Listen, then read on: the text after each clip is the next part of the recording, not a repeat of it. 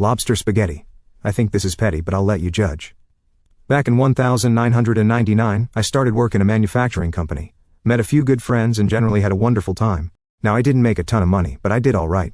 This has little to do with the story. A co-worker friend was getting married, and I thought it would be nice to treat him and his soon-to-be wife to a nice dinner. I asked him if I could treat them the following Saturday at our local restaurant, which name sounds like Boliv Martin. I brought up that I'm not made of money, and if they didn't order alcohol I would be pleased to buy them dinner. My spouse and I were at the restaurant first. While sitting there, I made a what-if joke about them ordering the most expensive item on the menu, which was lobster spaghetti. I again don't have a problem with buying the dinner. However, I do feel that if someone is buying, try and have a little decorum and restraint. But that's just me. Anyway, they come in, and we all start talking about the wedding and how exciting it is. I mentioned we had been married for almost 10 years at the time, and marriage is a commitment, and has to be cultivated and nurtured.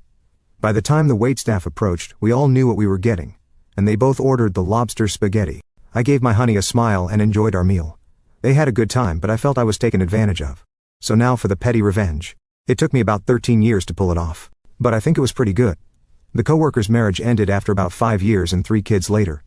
Really 2, because the third is believed to be someone else's. Maybe that was the catalyst, who knows. The coworker moved to the southwest part of the US. We kept in touch on social media, and I knew his location. My spouse and I were riding our motorcycle across the country and thought it would be great to stop by.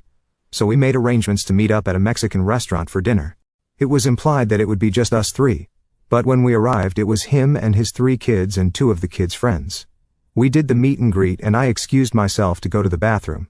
I stopped our server and told him that I would be paying for just my and my spouse's dinners and drinks. The table ordered lots of food, chips, salsa, cheese and guacamole. And my friend was ordering beer after beer.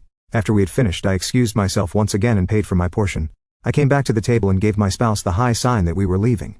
When I stood up to leave and say my goodbyes he looked like a deer in headlights. I told him I had paid for my portion and wished him well. It's probably not that interesting and I've done way more petty things than this, but it's definitely the longest I ever waited to return the favor.